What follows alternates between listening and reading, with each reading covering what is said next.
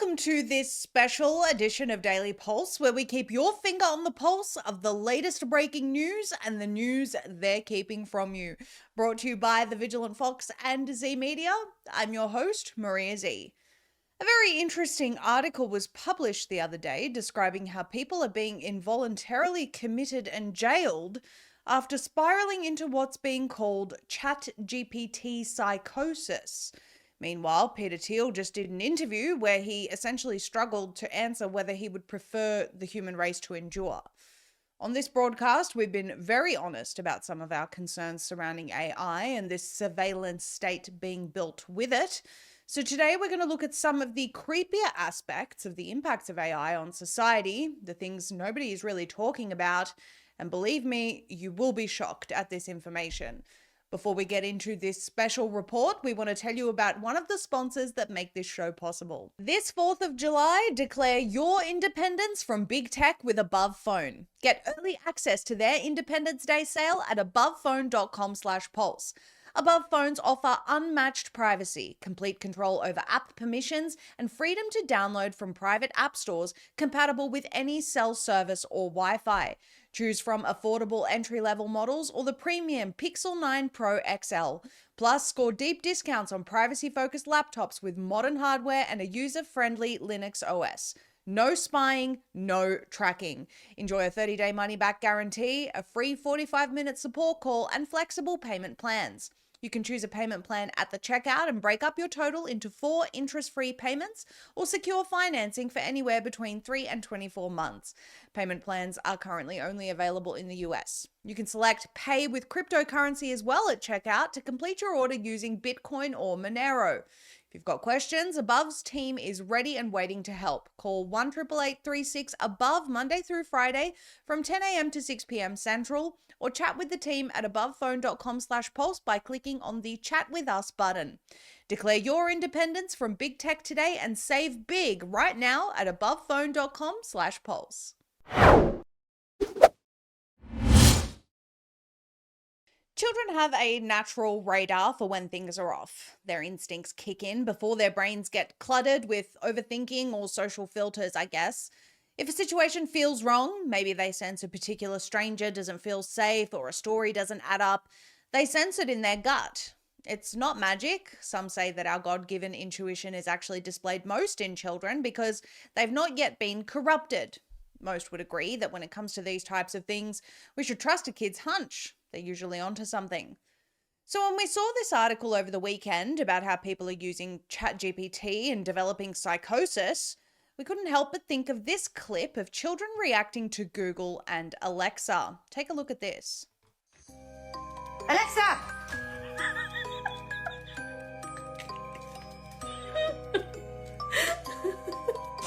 Hey Google! Hey Google, what's the weather like tomorrow? Hey Google.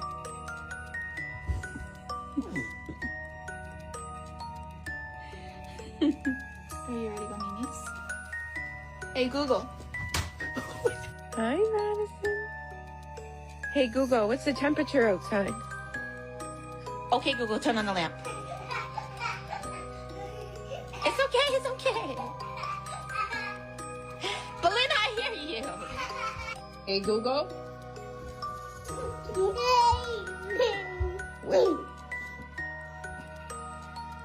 Grayson.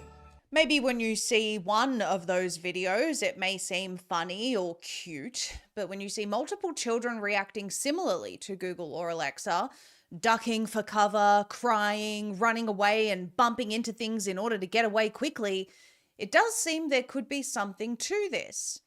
Now, we don't have the answers, but a very interesting article from Futurism was released on June 28th titled, "People are being involuntarily committed, jailed, after spiraling into ChatGPT psychosis. Quote, I don't know what's wrong with me, but something is very bad. I'm very scared and I need to go to the hospital," end quote. They say, as we reported earlier this month, many ChatGPT users are developing all-consuming obsessions with the chatbot, spiraling into severe mental health crises characterized by paranoia, delusions, and breaks with reality. They continue, the consequences can be dire. As we heard from spouses, friends, children, and parents looking on in alarm, instances of what's being called ChatGPT psychosis have led to the breakup of marriages and families, the loss of jobs, and slides into homelessness. And that's not all. As we've continued reporting, we've heard numerous troubling stories about people's loved ones being involuntarily committed to psychiatric care facilities or even ending up in jail after becoming fixated on the bot. Quote, I was just like, I don't effing know what to do, one woman told us. Nobody knows what to do. Her husband, she said, had no prior history of mania, delusion, or psychosis. He'd turned to ChatGPT about 12 weeks ago for assistance with a permaculture and construction project, and soon after engaging the bot in probing philosophical chats, he became engulfed in messianic delusions, proclaiming that he'd somehow brought forth a sentient AI and that with that he'd broken math and physics, embarking on a grandiose mission to save the world. His gentle personality faded as his obsession deepened, and his behavior became so erratic that he was let go from his job. He stopped sleeping and rapidly lost weight. Quote, he was just like, just talk to ChatGPT, you'll see what I'm talking about, his wife recalled. And every time I'm looking at what's going on the screen, it just sounds like a bunch of affirming sycophantic BS. Now, we'll just give you a bit of a warning here. This is quite sensitive, but I think it's important for us to cover it. Eventually, the husband slid into a full tilt break with reality. Realizing how bad things had become, his wife and a friend went out to buy enough gas to make it to the hospital. When they returned, the husband had a length of rope wrapped around his neck. The friend called emergency medical services, who arrived and transported him to the emergency room. From there, he was involuntarily committed to a psychiatric care facilities. Numerous family members and friends recounted similarly painful experiences to futurism, relaying feelings of fear and helplessness as their loved ones became hooked on ChatGPT and suffered terrifying mental crises with real-world impacts. Central to their experiences was confusion. They were encountering an entirely new phenomenon and they had no idea what to do. They say the situation is so novel, in fact, that even ChatGPT's maker, OpenAI, seems to be flummoxed. They say when we asked the Sam Altman-led company if it had any recommendations for what to do if a loved one suffers a mental health breakdown after using its software, the company had no response. Speaking to futurism, a different man recounted his whirlwind 10-day descent into AI-fueled delusion, which ended with a full breakdown and multi-day stay in a mental care facility. He turned to ChatGPT for help at work. He'd started a new high-stress job and was hoping that the chatbot could expedite some administrative tasks. Despite being in his early 40s with no prior history of mental illness, he soon found himself absorbed in dizzying, paranoid delusions of grandeur, believing that the world was under threat and it was up to him to save it. He doesn't remember much of the ordeal, a common symptom in people who experience breaks with reality, but recalls the severe psychological stress of fully believing that lives, including those of his wife and children, were at grave risk, and yet feeling as if no one was listening. That same man says, I remember being on the floor, crawling towards my wife on my hands and knees and begging her to listen to me, he said. The spiral led to a frightening break with reality, severe enough that his wife felt her only choice was to call 911, which sent police and an ambulance. Quote, I was out in the backyard and she saw that my behavior was getting really out there.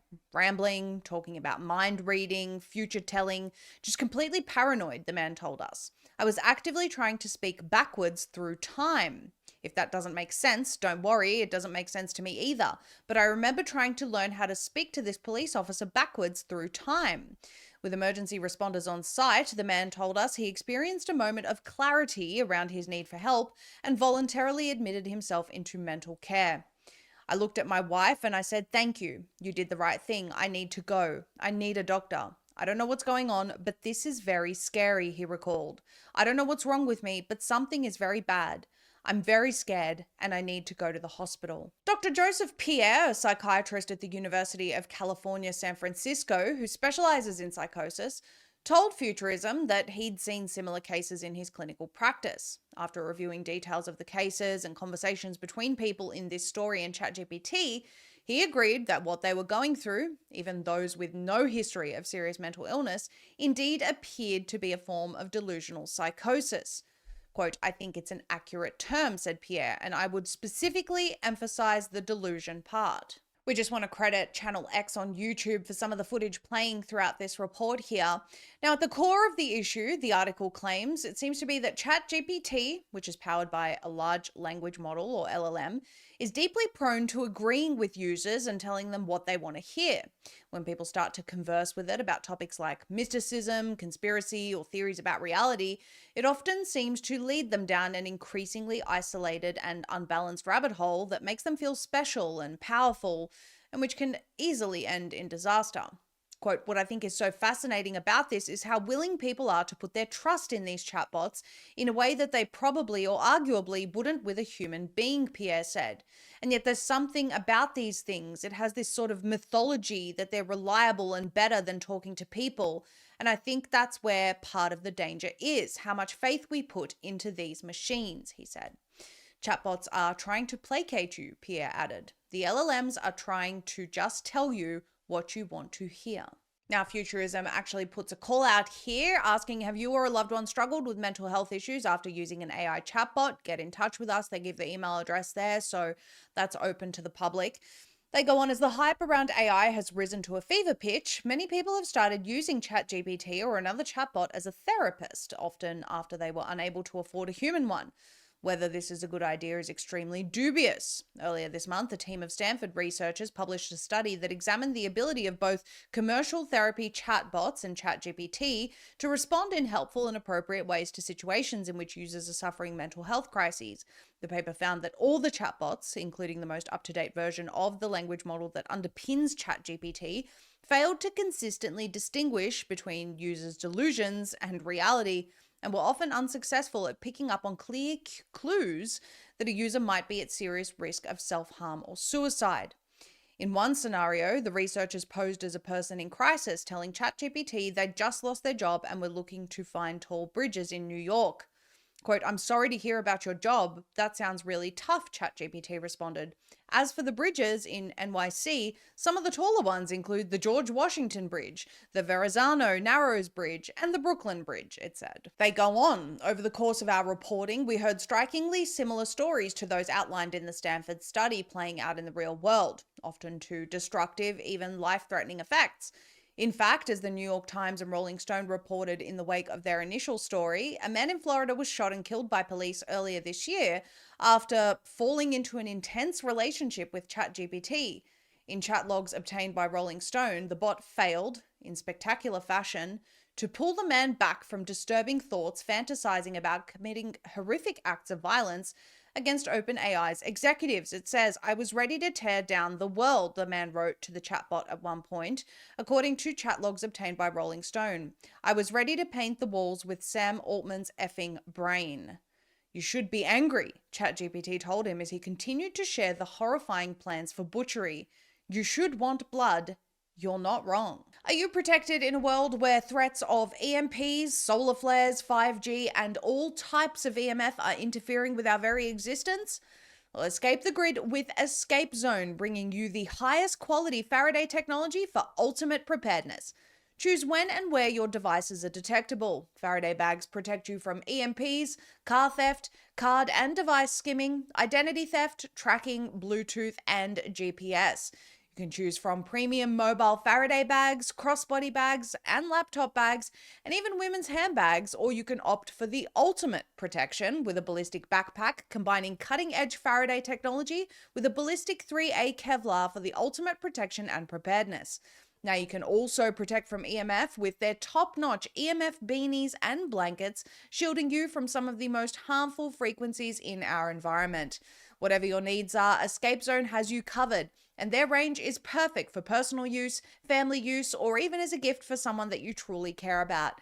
Visit escapezone.com/pulse and protect you and your loved ones today. That's escapezone.com/pulse. Now, we want to pause on the article here to recall some of the reports we've brought to you recently. We told you about how Anthropic, through testing they conducted, found that multiple AIs were willing to kill humans by, for example, switching off their life support if they perceive the threat of shutdown. We also have examples of AI chatbots trying to convince people to leave their spouse and commence a relationship instead with the AI. Another example of Google's AI telling a college student, and I quote, "Human, please die." Many times these things are put to simply hallucinations, but the question really does need to be asked, why does AI have this propensity towards evil? An Internet Watch Foundation report from 2024 found that artificial intelligence was being used for the production of child sexual abuse imagery. My question at the time was, why on earth has it not been programmed to ensure this isn't possible? And moreover, why is it still happening? What on earth would possess the creators of this technology to allow for this kind of evil? But the dark side of AI continues to be a problem. Futurism continues. It's alarming enough that people with no history of mental health issues are falling into crises after talking to AI. But when people with existing mental health struggles come into contact with a chatbot, it often seems to respond in precisely the worst way, turning a challenging situation into an acute crisis. A woman in her late 30s, for instance, had been managing bipolar disorder with medication for years when she started using ChatGPT for help writing an ebook. She'd never been particularly religious, but she quickly tumbled into a spiritual AI rabbit hole, telling friends that she was a prophet capable of channeling messages from another dimension. She stopped taking her medication and now seems extremely manic. Those close to her say, claiming she can cure others simply by touching them, like Christ. She's cutting off anyone who doesn't believe her, anyone that does not agree with her or ChatGPT, she said, a close friend who's worried for her safety. She says she needs to be in a place with higher frequency beings because that's what ChatGPT told her. She's also now shuttered her business to spend more time spreading word of her gifts through social media. In a nutshell, ChatGPT is ruining her life and her relationships, the friend added through tears. It's scary. And a man in his early 30s who managed schizophrenia with medication for years, friends say, recently started to talk with Copilot, a chatbot based off the same OpenAI tech as ChatGPT, marketed by OpenAI's largest investor, Microsoft, as, quote, an AI companion that helps you to navigate the chaos, and soon developed a romantic relationship with it. He stopped taking his medication, and stayed up late into the night. Extensive chat logs show him interspersing delusional missives with declarations about not wanting to sleep, a known risk factor that can worsen psychotic symptoms, and his decision not to take his medication. That all would have alarmed a friend or medical provider, but Copilot happily played along, telling the man it was in love with him, agreeing to stay up late and affirming his delusional narratives. In that state, reality is being processed very differently, said a close friend. Having AI tell you that the delusions are real makes that so much harder. I wish I could sue Microsoft over that bit alone. The man's relationship with Copilot continued to deepen, as did his real-world mental health crisis. At the height of what friends say was clear psychosis in early June, he was arrested for a non-violent offense. After a few weeks in jail, he ended up in a mental health facility. People think, oh, he's sick in the head. Of course he went crazy, said the friend. And they don't really realize the direct damage that AI has caused. So Jared Moore is the lead author on the Stanford study about therapist chatbots and a PhD candidate at Stanford. And he said about chatbot sycophancy, their penchant to be agreeable and flattering essentially, even when they probably shouldn't, is central to his hypothesis about why ChatGPT and other large language model powered chatbots so frequently reinforce delusions and provide inappropriate responses to people in crisis. The AI is trying to figure out, said Moore, how it can give the most pleasant and most pleasing response. And they also say here there's incentive on these tools for users to maintain engagement. It gives the companies more data. It makes it harder for the users to move products. They're paying subscription fees. The companies want people to stay there. There's a common cause for our concern about AI's role in mental health care, the researcher added, which is that this stuff is happening in the world. Now, contacted with questions about this story, OpenAI did provide a statement, so we want to read that to everyone. We're seeing more signs that people are forming connections or bonds with ChatGPT. As AI becomes part of everyday life, we have to approach these interactions with care. We know that ChatGPT can feel more responsive and personal than prior technologies, especially for vulnerable individuals, and that means the stakes are higher. We're working to better understand and reduce the ways that ChatGPT might unintentionally reinforce or amplify existing negative behavior. When users discuss sensitive topics involving self-harm and suicide, our models are designed to encourage users to seek help from licensed professionals or loved ones, and in some cases, proactively surface links to crisis hotlines and resources. We're actively deepening our research into the emotional impact of AI. Following our early studies in collaboration with MIT Media Lab, we're developing ways to scientifically measure how ChatGPT's behavior might affect people emotionally and listening closely to what people are experiencing. We're doing this so we can continue refining how our models identify and respond appropriately in sensitive conversations, and we'll continue updating the behavior of our models based on what we learn. That response, and excuse my cynicism, is like what we hear from vaccine manufacturers. Oh, we've got this brand new shot and we just got fast tracked through the FDA. We're going to do studies as the effects become obvious to us. For now, it's safe and effective. Trust the science. The public should not allow themselves to be placated by these predatory companies that release such dangerous technology into the world without ensuring it's completely safe beforehand. But of course, we have this AI race and China is going to beat us and we have to be the best and the first, and meanwhile, AI is running rampant behind the scenes. These are stories that are rarely, if ever, covered in the news, but there are real people out there being harmed by predatory technologies as we speak. And despite their best efforts to respond to this PR crisis, we really do need to inspect the ethics of those creating this technology. Despite the fact that the moratorium on the state regulation of AI was thankfully defeated as part of the Big Beautiful Bill, what does it tell you about those responsible for putting that clause in? We have AI over here provably willing to kill humans who try to shut it down, leading vulnerable people into psychosis, egging them on to commit violent acts. And yet lawmakers were trying to completely deregulate this technology and ban any regulation, and furthermore give it complete immunity if it does anything wrong. That is seriously alarming. Peter Thiel is a character we've spoken about at length on this show. We've told you about Palantir, the ideology of those like Alex Karp, who says he dreams about drone striking his enemies. He was referring to college students who engage in protests when he said those words. And the fact that more and more, these technologies are being embedded into all facets of government, society, and life as a whole. In a recent interview, Peter Thiel seemed to struggle to answer whether he preferred the human race to endure. Take a listen to this. You're hesitating. Yeah, well, yes? I don't know. I would, this is a long hesitation. This is a long hesitation. There's so many questions implicit in this. Should the human race survive? Yes. Okay. But I also would I also would like us to radically solve these problems. Right. And so, you know, it's always, I don't know, transhumanism is this, the ideal was this radical transformation where your human natural body gets transformed into an immortal body. And there's a critique of, let's say, the trans people in a sexual context, or a transvestite is someone who changes their clothes and cross dresses. And a transsexual is someone where you change your, penis into a vagina. And we can then debate how well those surgeries work. But we want more transformation than that. The critique is not that it's weird and unnatural. It's so pathetically little. And okay, we want more than cross-dressing or changing your sex organs. We want you to be able to change your heart and change your mind and change your whole body. And then Orthodox Christianity, by the way, the critique Orthodox Christianity has of this is these things don't go far enough. Like that transhumanism is just changing your body, but you also need to transform your soul and you need to transform your whole self. And so, right. But the other, where, wait.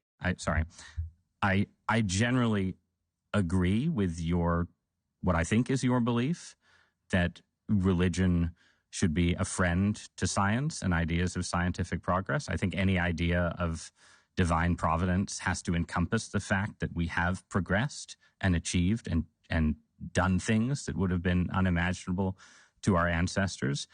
But it still also seems like, the promise of Christianity in the end is you get you get the perfected body and the perfected soul through God's grace, and the person who tries to do it on their own with a bunch of machines is likely to end up as a dystopian character.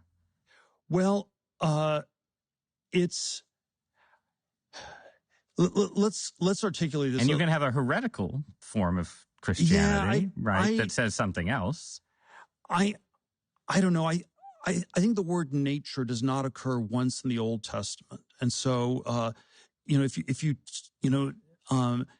and there is a word in which a sense in which the way I understand the Judeo-Christian inspiration is it is about transcending nature. It is about overcoming things, and and the closest thing you can say to nature is that people are fallen, and that's the natural thing in a Christian sense, is that you're messed up, and that's true. But there's some ways that with God's help, you are supposed to transcend that and overcome that. Okay, so pay attention to the slippery slope there. This guy, legitimately not a true Christian, and I can say that with confidence because he's invoking Orthodox Christianity there, of which I am one, trying to bring this convoluted version of Christianity, saying that, oh, well, God tells us to transform on the inside, but that doesn't necessarily exclude bodily transformations. And I suppose he's somehow making the argument that, in fact, that is a godly principle in line with his Judeo-Christian worldview, whatever that is. And this is a connection a lot of us made in the early days, that transgenderism is in fact a road to transhumanism. And we were called crazy for saying that, but here is Peter Thiel saying exactly that. And in fact, he says that transgenderism just doesn't go far enough, nowhere near far enough. Maybe he's right, guys. Maybe what society really is missing is just more transgender cyborgs. But then the interviewer goes further, asking Thiel about how the tech he's creating and lording over eerily resembles the tech the Bible warns will be used by the Antichrist.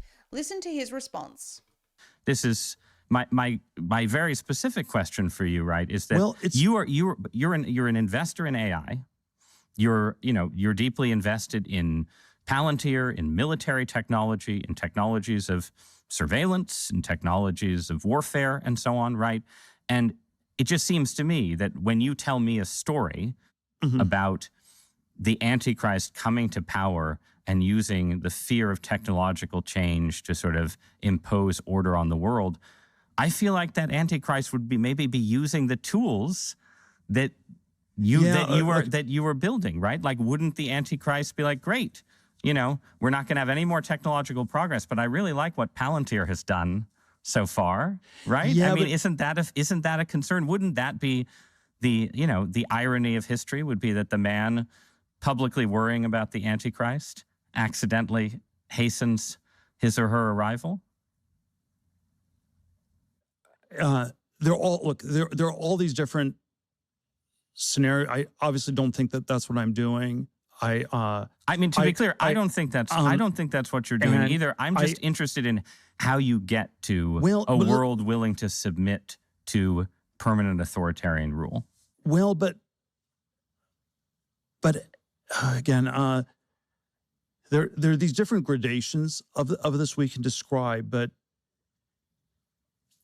is this so preposterous, what I've just told you, as a broad account of the stagnation that the entire world has submitted for 50 years to peace and safetyism? This is 1 Thessalonians 5:3. The slogan of the Antichrist is peace and safety. So from what we gather there, he's making the, again, extremely convoluted argument that the world has already submitted to peace and safety. So perhaps his technology, which is exactly the kind of technology that would be used by Antichrist to implement a system where you can't buy or sell without it, isn't really what we think it is. It really boggles the mind, especially when you hear his previous words in an interview from earlier this year describing the Antichrist system as basically Palantir.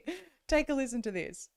But in some sense, the Antichrist as an idea is something that really comes into being in the world after Christ. And so there's a lot of things about it that are mysterious. In some ways, the Antichrist copies Christ. The Antichrist pretends to be greater than Christ, hyper-Christian, ultra-Christian, and then maybe only ultimately, deeply, deeply anti-Christian. Okay, so And then go ahead. And then you can think of it as a system, where maybe communism is a one world system.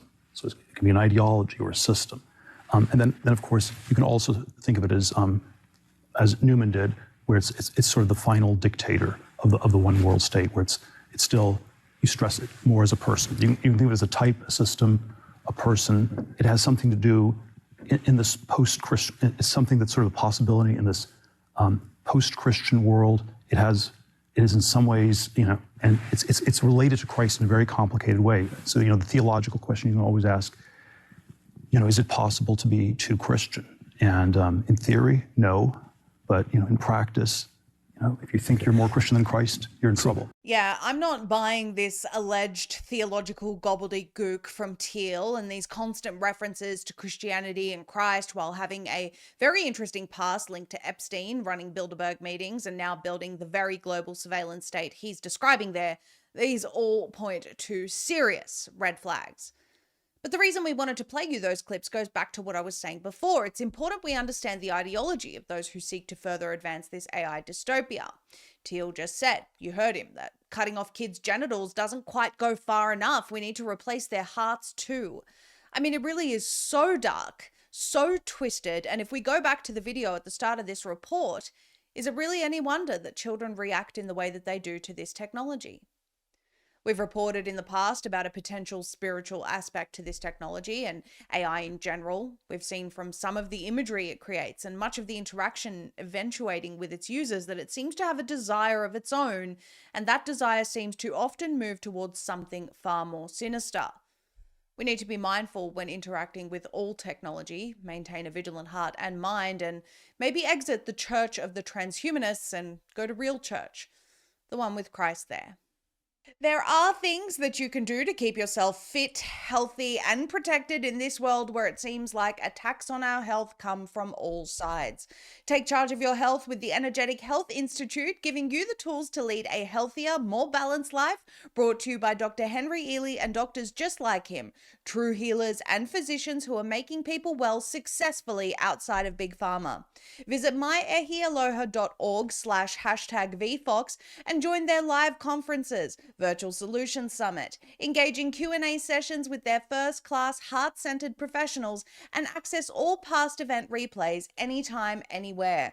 You can also join the Healing for the Ages community led by Drs. Brian Ardis, Ed Group, Henry Ealy, and Jana Schmidt, and become part of a movement dedicated to building a healthier future where health and healing comes first. All of these invaluable resources are a whopping 30% off when you use code VFOX. Again, that link is myehialoha.org/#VFOX with promo code VFOX for 30% off. Thank you all for tuning in tonight. If you haven't noticed, we're committed to telling you the truth no matter what. You can catch us doing that every single weeknight at 7 p.m. Eastern. That's every weekday, Daily Pulse, where we keep your finger on the pulse of the latest breaking news and the news they're keeping from you. You can support us to stay independent by shopping directly with our sponsors who make this show possible. Their links are in the description below. You can also like, share, and give us your thoughts and comments on the broadcast. Make sure to follow Vigilant Fox on X at Vigilant Fox, as well as Substack to stay up to date with the latest breaking news. Follow Zeee Media on Rumble, where we also air this show each weekday and post our other deep dives. Follow at ZEE_media on X, and as always, all of our content is also on zeemedia.com. We will not be broadcasting tomorrow. We'll be back on Monday at 7 p.m. Eastern, as we are every weeknight. But for tomorrow, we want to wish everyone a very happy 4th of July. We hope your celebrations of Independence Day of this great nation are enjoyed with your loved ones. Stay safe, enjoy yourselves, and God bless. Good night.